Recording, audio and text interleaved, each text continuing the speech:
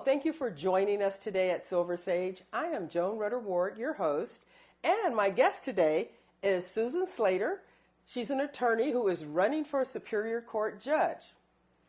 Thank you for joining me today, Susan. Thank you for having me.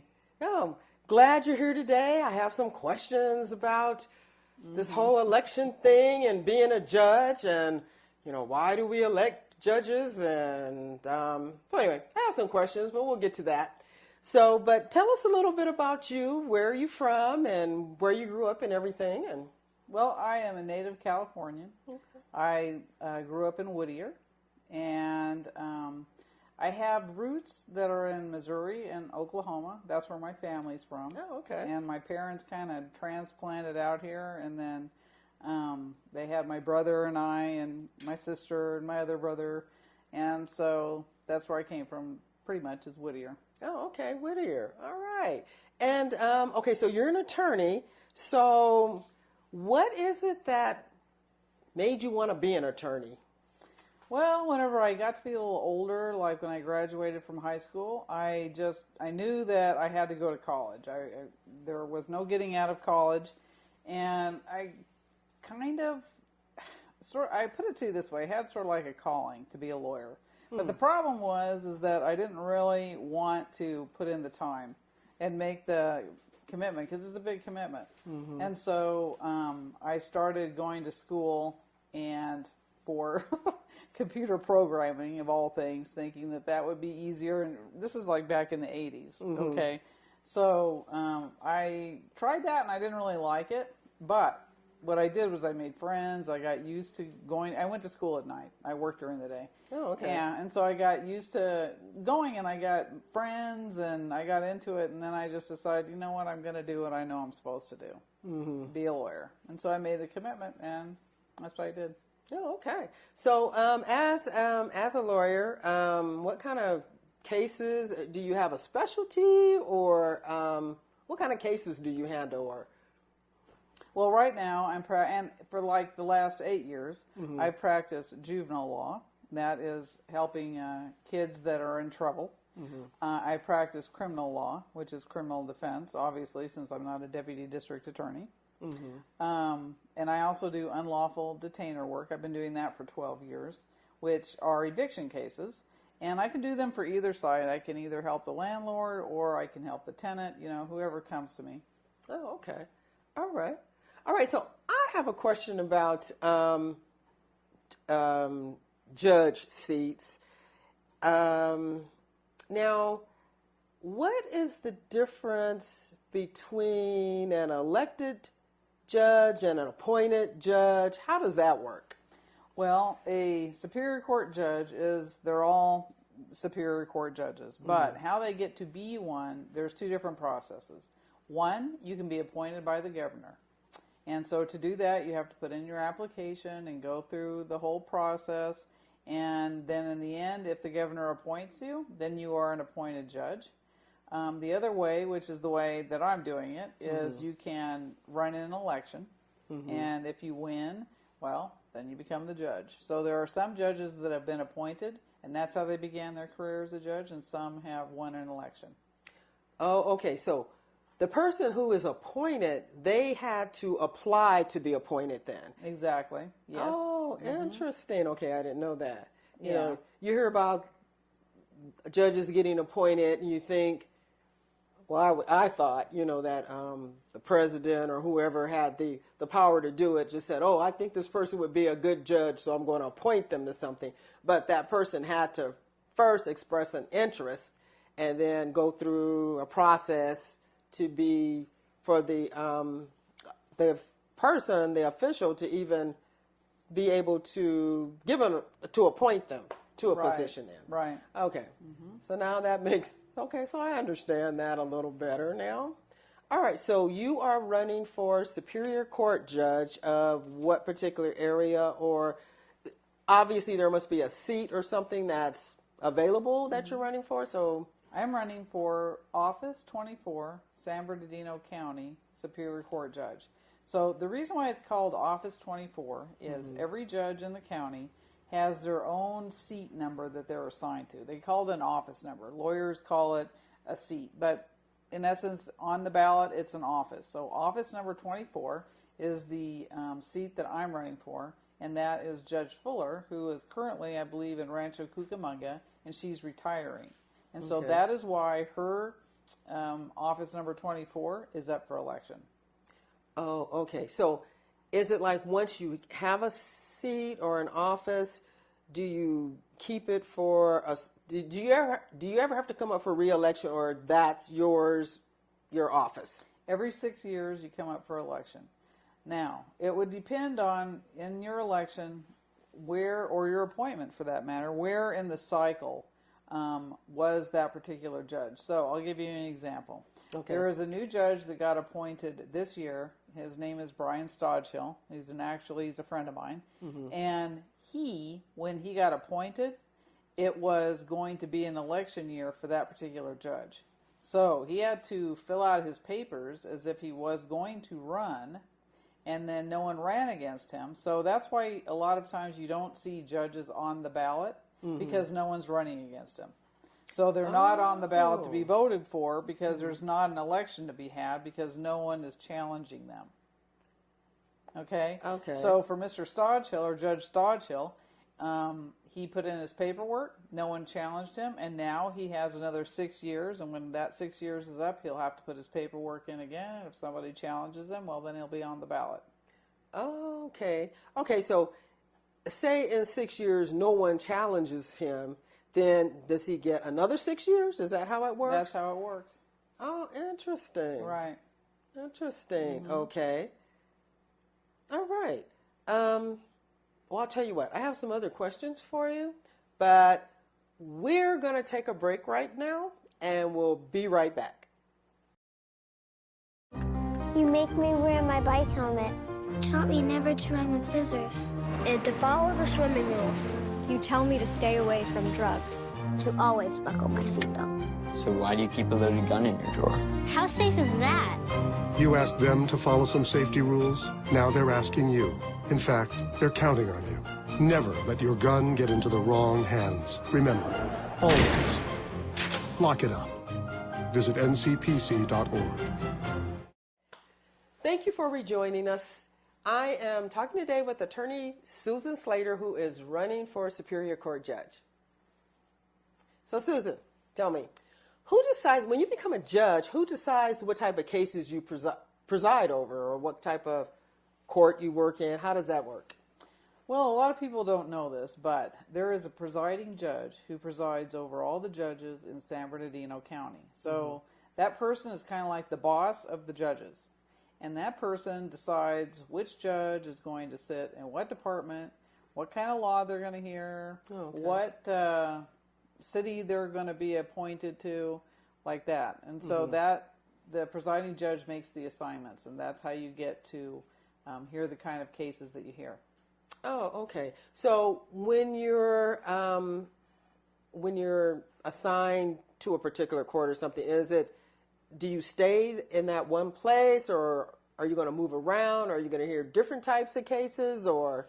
Well, it's very possible throughout your career of being a judge that you'll be assigned to many different cities and hear many different kinds of law. Okay.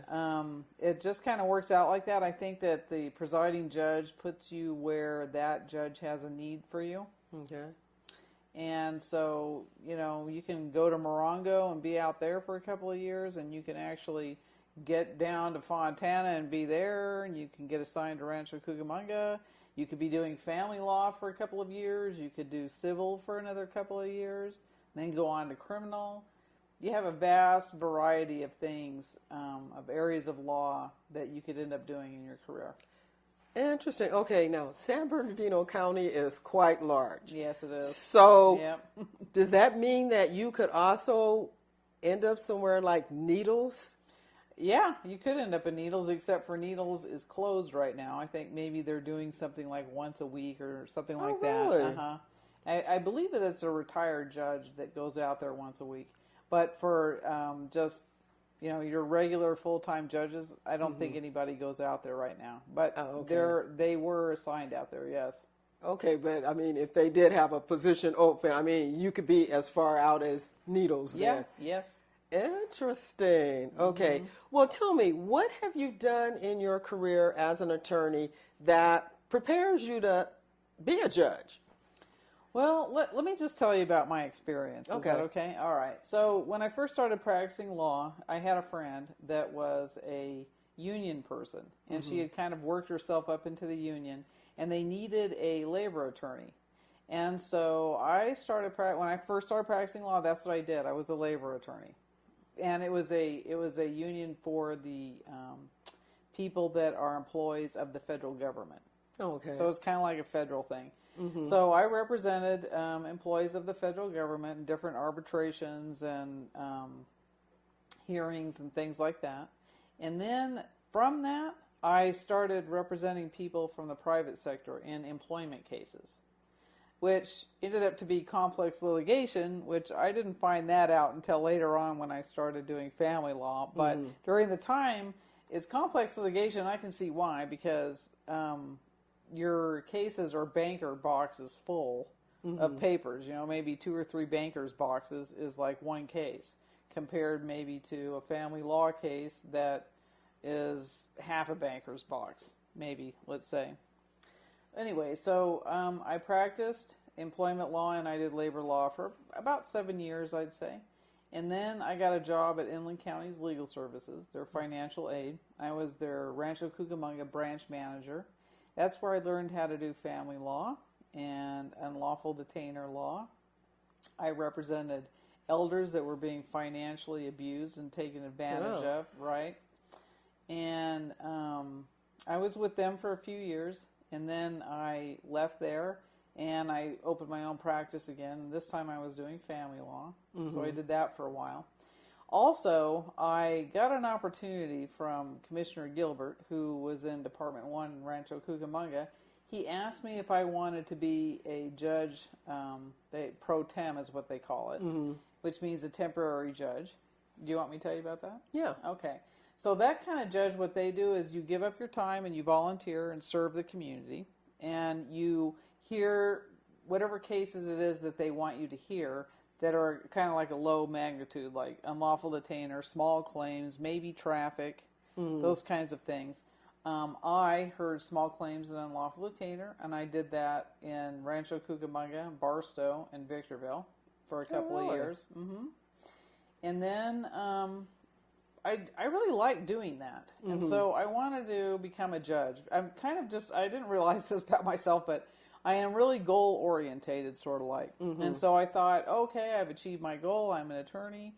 I'm happy. But then after being an attorney for a while, I started, I think I want to move up to the next level maybe and be a judge.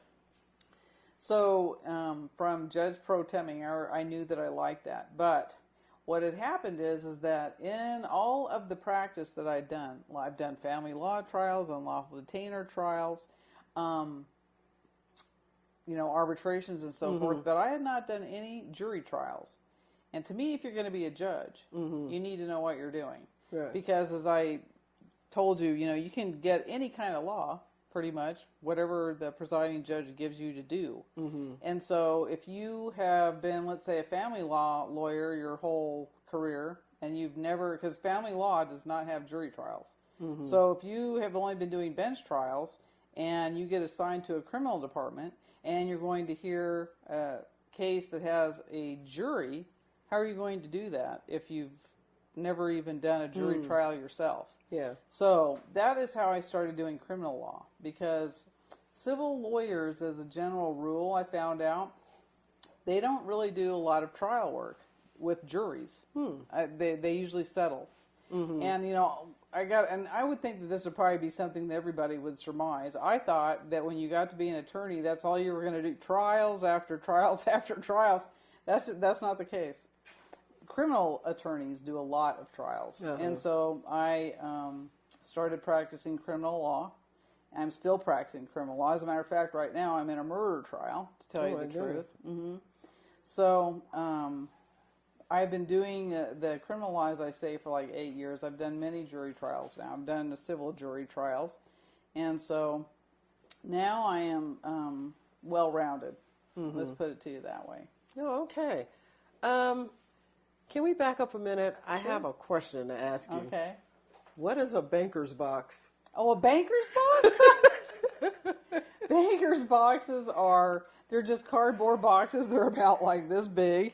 They have a lid on them, and you fill them up with files. Oh, okay. Okay? All right. So, It could be your paperwork for your IRS, who knows? They're just boxes to keep important papers in, let's say. Oh, okay. Because you said you could have a banker's box full and you could have one half full or something like that, or... I was trying to give you an idea of the magnitude of paperwork in a complex litigation case. All right. Versus a case maybe that just has a file of this big and All that's right, the got whole it. case. Okay. Got it. All Okay. right. All right. We're going to take a break, another break right now. We're going to take a break and we'll be right back.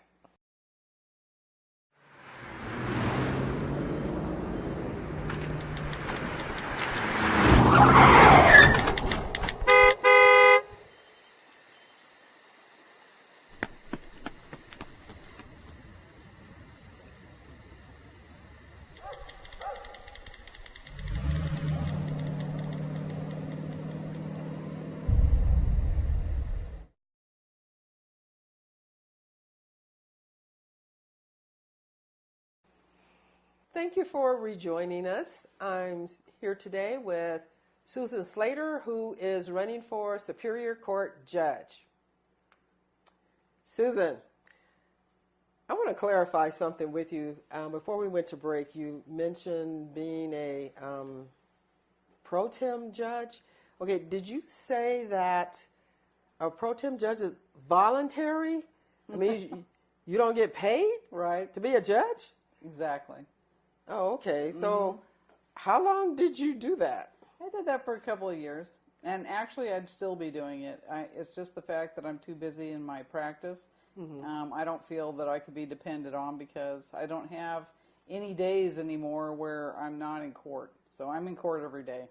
Oh, okay.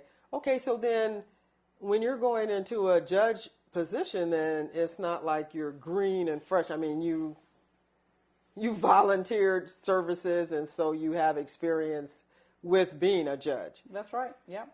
Oh, okay. That's really good. Thank you. Okay. Well, tell me, I mean, this may sound redundant, but what strengths do you bring, well, what other strengths do you bring to being a judge? Well, as I've explained, I'm pretty well-rounded, I think. Also, because I have served on the bench, I already know how to do things like, for example, control the courtroom. In small claims, it's mostly people that are representing themselves. And a lot of times in unlawful detainer, it's the same thing. So it's kind of important to be able to get people to tell you what you need to know to make an informed decision for them, being their judge. And to be able to, though, move the calendar along. So extract the information and keep the calendar going so that you can make it through everybody you've got to help and talk to right that day for their day in court. Oh, okay. So I think that gives me a strength in that I've already got some experience doing that. Okay, and then, as you said, you've worked different types of cases. Then it's not just criminal case or family law or something. You've worked all of them. Yeah, I have, exactly. Yes. Okay. All right, that's good. Okay, so okay, well, tell me, Susan, why should someone vote for you for judge? Well, as I've told you, I'm well-rounded. And the reason why that's important, I think, what makes a well-qualified judge is somebody that has experience in the law that they're going to be presiding over. So I'm going to give you an example. Okay. If, for example, your entire career you practice family law, that means that you haven't done any jury trials because they don't do jury trials in family law, number one, okay? Number two, if the presiding judge assigns you to criminal law, and now you're going to be presiding over jury trial cases. Number one, you're going to be learning the law on whoever is in front of you. And number two, if they're having a jury trial in front of you, you're going to be learning how to do jury trials while you're trying to preside over that trial. So I just think it's important that you've had experience in the different areas of law, so that you can be ready to preside over people's cases and be able to make good decisions for them because you know what you're doing. Okay, I agree. Okay, well, okay, so now are you on the ballot throughout San Bernardino County then? Yes, what it'll show is Office 24, Superior Court Judge. Okay. I will be on the ballot with another candidate. It's her and I, and that would be the only position that I'm running for, and I believe that's the only Superior Court Judge seat to be voted on, the Office 24. Oh, okay, great. All right.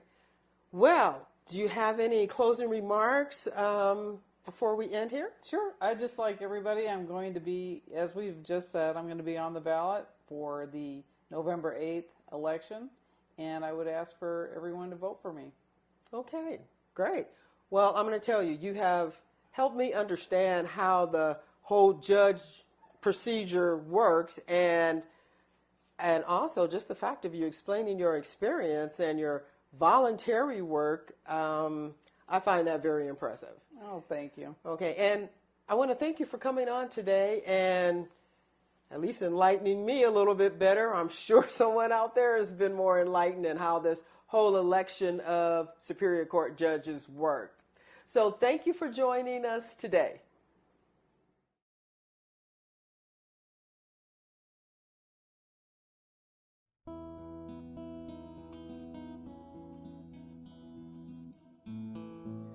We are at Elmer Long's Spottle Tree Ranch in Oro Grande, California, a very popular place to stop, admire, and take pictures.